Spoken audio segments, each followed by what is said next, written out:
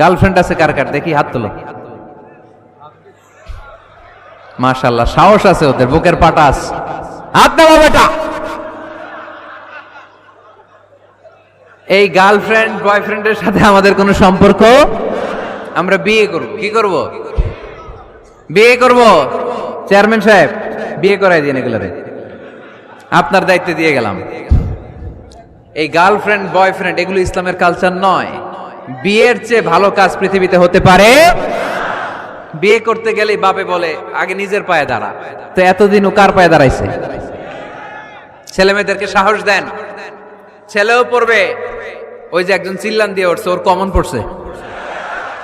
Common পড়ছে, মাশাআল্লাহ।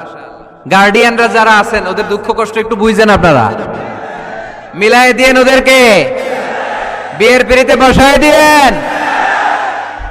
বিয়েতে কল্যাণ, বিয়েতে বরকত। বিয়ের মতো ভালো কাজ হতে পারে না। সব নবীরা বিয়ে করেছেন।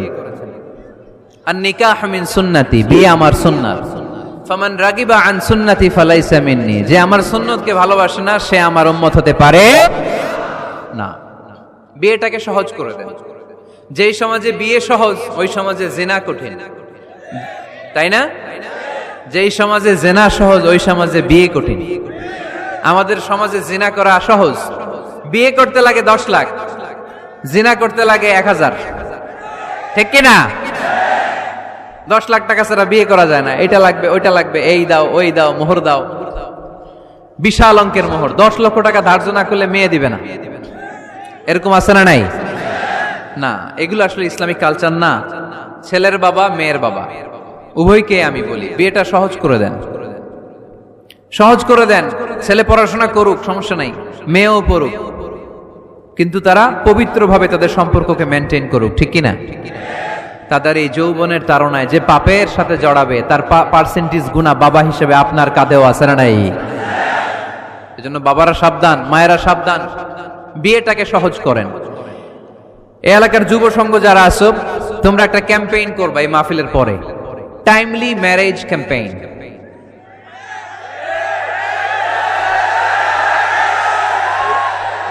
Timely marriage campaign. সময় মতো বিয়ে দিতে হবে, দেরি করা যাবে। বাপ মা বুঝে না, একজনকে হুজুর আব্বাই বুঝে না। গার্ডিয়ান যারা আছেন একটু সদয় হন।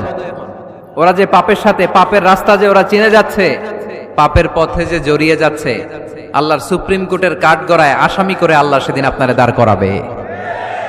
আল্লাযীনা হুম লিফুরুজিহিম হাফিজুন, they guard their privates. মুকদ্দমাতুল হারামে হারাম। এট এ গ্ল্যান্স একটা নারীর দিকে চোখ পড়ে যাওয়া এটা হারাম না, কিন্তু এই চোখ পড়ার কারণে এটা জেনার দিকে নিয়ে যাবে, এজন্য এটাকেও হারাম করেছে কে? মুকদ্দমাতুল হারামে হারাম। এই নজরটা বড় খারাপ। আন-নাযার সাহামুন মাসমুমুন মিন সিহামি ইবলিস। এই নজর হচ্ছে শয়তানের বিষ মাখানো তীরের মধ্য থেকে একটা ভয়ঙ্কর তীর। এই তীর দিয়ে শয়তান যুবক আর যুবতীদেরকে কাবু করে ফেলে। আমরা শয়তানের হাতে ধরা দিতে চাই না। আমরা বিয়ের মতো পবিত্র বন্ধনে আবদ্ধ